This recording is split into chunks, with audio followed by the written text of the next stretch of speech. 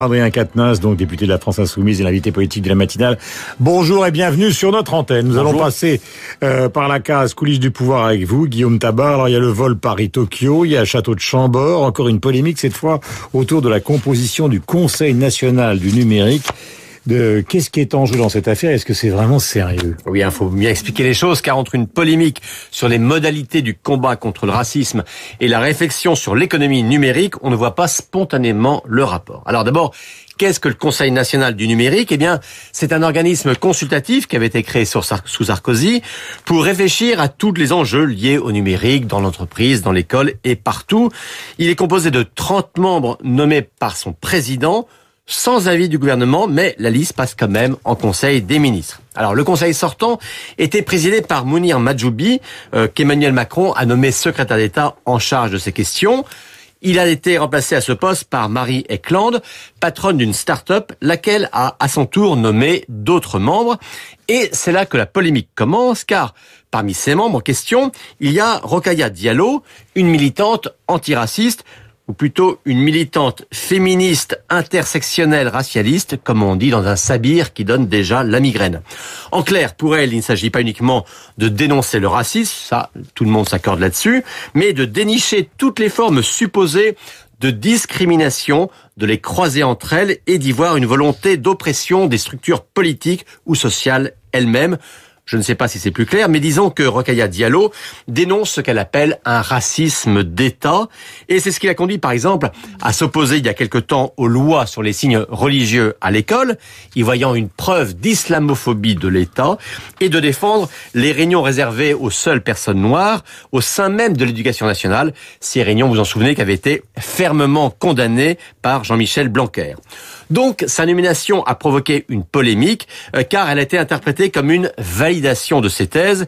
Et c'est pourquoi, avec sagesse et rapidité, on peut le dire, Mounir Mahjoubi a demandé son retrait du Conseil, ce qui a provoqué en retour la démission de sa présidente et de plus d'une vingtaine de ses membres. Comme ces fameuses réunions interdites aux Blancs, ou comme cet ahurissant procès fait à Antoine Griezmann, qui a voulu rendre hommage à l'équipe des basketteurs du Harlem Globetrotters en se grimant le visage en noir et qui s'est vu en retour accusé de racisme. Alors dans le cas de Rokhaya Diallo, on pourrait dire que qui sème la polémique et le soupçon récolte la polémique et l'exclusion. En tout cas, on ne reprochera pas au gouvernement d'avoir voulu rétablir de la sérénité au sein de ce Conseil du numérique. Merci beaucoup, les coulisses du pouvoir de Guillaume Tabar. Nous sommes en direct avec Adrien Quatennens, un des députés qui a été les parlementaires les plus remarqués, en tout cas sur les bancs de la France Insoumise, depuis la rentrée parlementaire, depuis le trimestre écoulé, avec quelques jours de vacances à l'horizon. Les paris premières. D'abord, hier, nous recevions Bruno Bonnell pour La République En Marche, qui avait l'air de considérer, puisqu'il est dans la même commission que Jean-Luc Mélenchon, que finalement, le poids de la défaite in extremis à la présidentielle continuait à porter sur ses épaules. Est-ce que c'est vrai? Non, je ne pense pas que ce soit le poids de la défaite à la présidentielle, parce que si on regarde, y compris le score que nous avions réussi à obtenir, c'est un beau score qui a fait exploser un plafond de verre. On n'est plus une force politique qui fait un score simplement à 2 chiffres. On est maintenant à 20%. Donc non, il y a pas de lien direct avec la défaite de la présidentielle. Il y a le moment qui est un moment de lucidité, qui fait qu'on voit bien qu'Emmanuel Macron avance comme un bulldozer et qu'il faut trouver la méthode pour reprendre la main.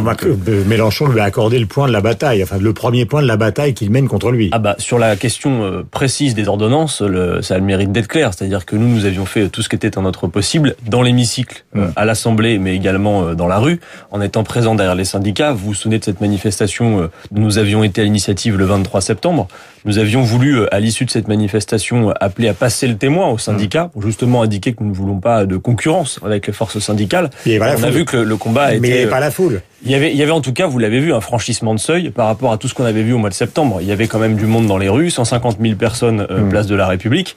Mais c'est clair que la suite du combat, et notamment la division des syndicats, mais également la division des forces politiques et syndicales, pose problème. En tout cas, pour nous, ça nous sert de leçon qu'un combat significatif comme celui-ci ait été perdu à cette heure, alors qu'il procède d'une dureté sociale, d'un retour de près d'un siècle en arrière, et qu'il ne va absolument pas améliorer la situation sur le front de l'emploi, c'est significatif. Mais vous parlez d'un siècle en arrière, mais c'est peut-être ça que finalement les gens ont arbitré, c'est-à-dire qu'ils ils ont voté, et c'est un peu aussi la bataille autour de l'émission de Laurent Delahousse.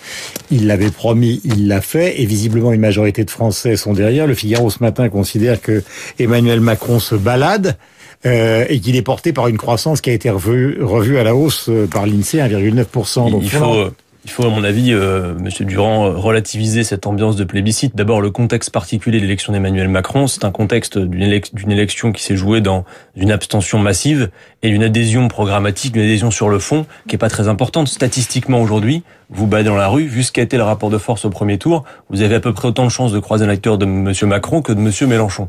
Et si j'étais caricatural, je dirais que le seul mandat qui a été confié à Emmanuel Macron, c'était de battre Marine Le Pen. Il n'y a pas d'adhésion massive pour ce programme. Pourquoi ? Parce que loin d'apporter la révolution... Vous avez vu les sondages, là ? Bien sûr, mais attendez, vous avez vu aussi que les sondages sont inédits, mais on n'est pas dans le plébiscite ou dans le commentaire, voilà. Ni dans la flagornerie, mais enfin les sondages sont quand même des chiffres, même s'ils sont contestables, qui montrent un retournement de tendance qui est totalement favorable à Édouard Philippe et à lui. Attendez, le niveau de popularité auquel nous sommes aujourd'hui, après 8 mois de mandat, il est loin d'être le niveau de popularité qu'on peut attendre d'un président de la République nouvellement élu. On voit bien quand même qu'il y a effectivement quelques spasmes, mais de manière générale, dans le pays, il n'y a pas de base sociale qui soutienne la politique d'Emmanuel Macron, mais pour une raison simple finalement.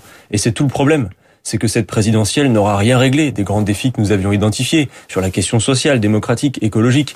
Emmanuel Macron... D'accord, mais il n'y a pas que la question sociale dans la vie. Non, justement. Il y a la prospérité économique, il y a la modernisation de l'appareil de production...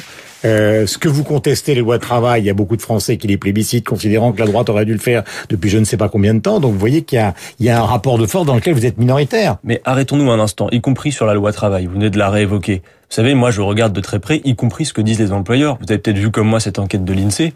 Ils sont une stricte minorité à évoquer le droit du travail comme un frein à l'emploi. Madame Pénicaud elle-même, une fois les ordonnances ratifiées, a déclaré sur une chaîne concurrente que ces ordonnances ne procéderaient pas mécaniquement à la relance de l'emploi. Et pour cause, Monsieur Durand, ça fait 20 ans qu'on applique ces politiques de flexibilisation. Non, ce qu'il faut faire pour relancer l'emploi dans notre pays, parce que la situation de l'emploi dans le pays est une situation de pénurie, c'est relancer l'activité. Alors, je vous l'accorde, pas n'importe quelle activité.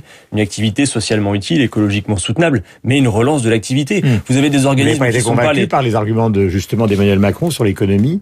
Et sur l'économie et justement sur l'écologie. Vous parlez de l'interview qu'on a vue sur France 2, oui. Qui était une véritable mascarade journalistique, par ailleurs, il faut le dire, parce que la tonalité de cette interview, quand même, donnait à voir quelque chose d'assez singulier quand on la compare à la tonalité qui était celle de l'émission politique de Jean-Luc Mélenchon. Le matin même sur Europe 1. Il y a quand même eu, non, je parle de l'émission politique qui a été faite il y a quelques semaines. Mais arrêtons-nous sur la question de l'écologie. Regardez par ailleurs le travail journalistique qui a été mené par Monsieur Delahousse-Quand. Monsieur Macron nous dit, on va mettre la finance, parce qu'on a bien vu un discours pro-finance, on va mettre la finance au chevet du climat. C'est la finance qui s'y met elle seule, parce qu'on ne peut pas obliger Michael Bloomberg à faire ce qu'il a envie de faire. Pourquoi est-ce que Laurent Delahousse n'a pas interrogé plus précisément M. Macron sur ce point, puisque vous savez que depuis 2015, les grandes banques ont financé pour 630 milliards de dollars les entreprises du charbon. Entre 2014 et 2017, les banques françaises ont augmenté de 135% leur investissement dans le charbon.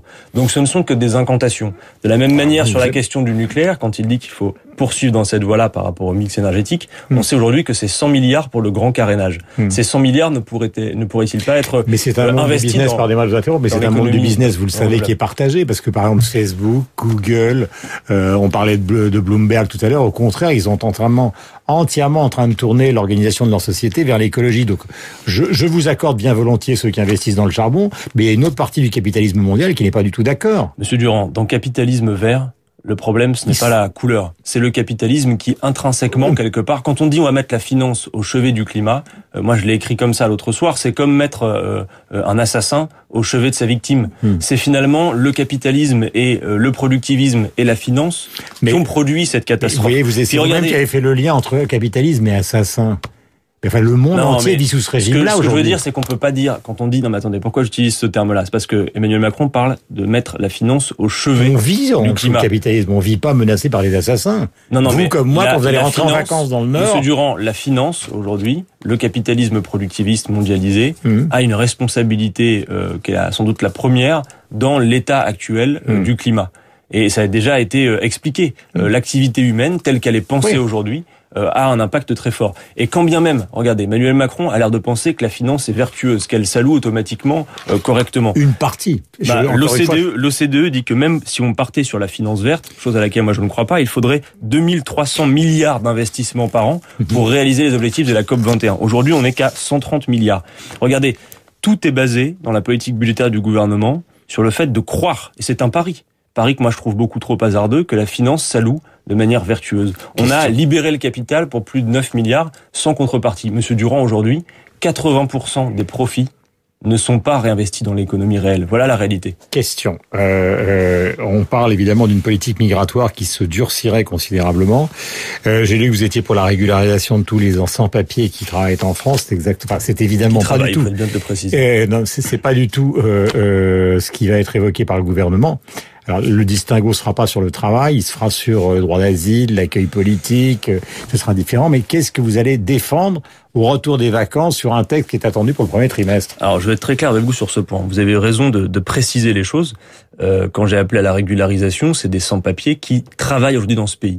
Et figurez-vous que, si on en croit les enquêtes d'opinion, 70% des Français sont d'accord avec moi. Effectivement, 65% ils trouvent qu'il y a trop d'immigrés en France. Alors... Attendez, c'est deux choses différentes. Que celles et ceux qui travaillent aujourd'hui dans ce pays, qui participent à l'activité économique, qui payent des impôts, puissent avoir des papiers, ça semble normal à 70%. Mais ça écarte les clandestins, parce qu'il y a aussi les clandestins. Alors après, regardons la réalité. Aujourd'hui, le grand souci que nous avons, c'est que tout est pris sous le prisme de l'accueil. Il y a, pour moi, la France ne joue pas son rôle à plein au niveau de l'accueil. Vous avez vu les maires de ces 7 grandes villes, dont Martine Aubry pour Lille ou Alain Juppé pour Bordeaux, qui ont signé cette tribune dans Le Monde pour dire l'État ne met pas assez de moyens pour que nous puissions faire ce que nous aurions à faire. Mais par ailleurs, vous remarquez peut-être que dans le débat public, on n'évoque jamais la question de la migration sous le prisme des causes réelles. Quelles sont les causes réelles? Vous êtes d'accord avec l'idée qu'on ne peut pas accueillir ou rester ou ne pas réexporter, si le mot est bien, les clandestins? Mais peut-être... C'est la phrase de Rocard, en fait. Ils viennent, on n'est pas obligé. Monsieur Durand, peut-être que nous ne pouvons pas accueillir tout le monde. En tous les cas, aujourd'hui, nous ne sommes pas... Donc, à un moment, il faudra qu'il y ait un tri. Attendez, nous ne sommes pas au plein de notre capacité d'accueil. Par ailleurs, un tri, regardez, moi, je vous pose les choses de manière rationnelle. Je vous dis, aujourd'hui, nous ne traitons pas les causes profondes des migrations. Quelles sont ces causes? D'abord, vous le savez comme moi, les guerres, dans lesquelles la France pourrait avoir une parole plus indépendante qu'elle ne l'a aujourd'hui, pour pouvoir essayer de les juguler. Ensuite, Monsieur Durand, il faut quand même le dire, il y a aussi la question des accords commerciaux inégaux. Regardons quand même. Vous avez des personnes qui défendent une politique économique qui est celle du libre-échange, qui sont les mêmes qui se plaignent de voir les migrants arriver sur notre territoire. Mais Monsieur Durand, quand un poulet subventionné, produit en Europe, arrive sur le marché nord-africain. Attendez, laissez-moi. Je prends un exemple. C'est pas la même chose que la circulation des hommes et des femmes. Attendez, laissez-moi finir mon raisonnement. Justement, je vous prends un exemple qui est précis et qui va parler à beaucoup de gens. Quand nos économies sont fondées sur l'export, et qu'on importe des produits subventionnés, qui font que le poulet qui court dans la basse-cour nord-africaine coûte plus cher que le poulet européen subventionné. Mais il y a des frontières, il y a des nations. C'est nous qui ruinons. Il n'y a pas de nation du poulet. Attendez, il y a le libre-échange quand même, vous le savez ça. D'accord, mais il n'y a pas de nation du poulet. Laissez-moi dire. Ce que je veux vous dire, c'est que notre manière de faire les échanges économiques, et notamment le libre-échange, ruine les capacités de certains pays à se développer. C'est nous qui, à bien des égards sur l'aspect économique, poussons les gens à sortir. Monsieur Durand, migrer est toujours une souffrance. On ne migre pas par plaisir. Donc d'abord, traitons les causes. Aujourd'hui, ce n'est pas fait. Et ensuite, effectivement, regardons ce qu'il se passe. Mais quand des gens... Il y aura une opposition fondamentale, il y aura une opposition totale. Il y aura un appel à ce que plutôt que de mettre des barbelés aux frontières, d'abord on traite les causes. Et ensuite, Monsieur Durand, que les gens viennent à nos frontières pour des raisons de demande d'asile, et notamment à cause des guerres, ou pour des raisons économiques, ils fuient la misère. Vous m'entendez, la misère. Mais cela d'abord, traitons les causes. Cela sera accepté probablement. Il faut regarder parce que visiblement le texte que vous évoquez du gouvernement vise plutôt à renforcer les contrôles. Dernier petit point, pardonnez-moi de vous demander de répondre rapidement. Il y a cette polémique sur l'avion donc au retour de la Nouvelle-Calédonie. Est-ce qu'on n'est pas en train en France de sombrer dans une sorte de polémique à gogo sans intérêt, Chambord, on vient de parler du Conseil du numérique, là on parle d'un déplacement en avion? Je suis pas sûr que ce soit sans intérêt. Vous avez l'air de vailler ça d'un revers de la main, mais 350 000 € pour gagner 2 heures de timing. Alors après, ça se discute de savoir si c'était si urgent d'être à l'heure, mais en tout cas, 350 000 € pour arriver à l'heure à 2 heures, ça peut faire cher. Puis, il y a une espèce de cohérence globale. Vous savez qu'on a reproché à Mélenchon de circuler en business, alors que les gens qui travaillent avec lui dans les avions circulaient dans classe économique. Quel est le rapport? Non, mais je ne dis pas qu'on lui a reproché aussi. Non, mais là, vous êtes en train de comparer le fait que Jean-Luc Mélenchon ait voyagé en business avec le fait qu'on ait affrété un avion à 3... Ah oui, c'est une question de confort. Non, mais pardonnez-moi, c'est l'argument. Monsieur Durand, vous mettez ça sur le même plan. Vous mettez le fait de voyager en business sur le même plan que d'affréter un avion à 350 000 €, je pense que c'est très habile comme raisonnement. Ce que je veux vous dire pour répondre à la question, non, mais la question que vous m'avez posée, c'est de savoir si c'est pas une polémique inutile. Monsieur Durand, dans le même temps, on baisse les APL de 5 € à plein de gens qui en ont besoin. On n'augmente pas le SMIC. Et dans le même temps, on fait une politique qui est favorable aux plus riches. Regardez la signature qu'envoie ce gouvernement. On demande des efforts de bout de chandelle partout. Vous avez les services publics, les hôpitaux qui craquent de tous côtés où les gens sont à bout de souffle. Et on voit que pour gagner 2 heures, on peut, alors qu'on met le rabot partout, en un claquement de doigts, affréter un avion à 350 000 euros. Je comprends que ça choque. Pour autant que j'ai pas beaucoup de références sur les tarifs des avions privés. Merci beaucoup, Adrien Quatennens. Merci. Je rappelle les députés du Nord. Quelques jours de repos après, évidemment, une session parlementaire.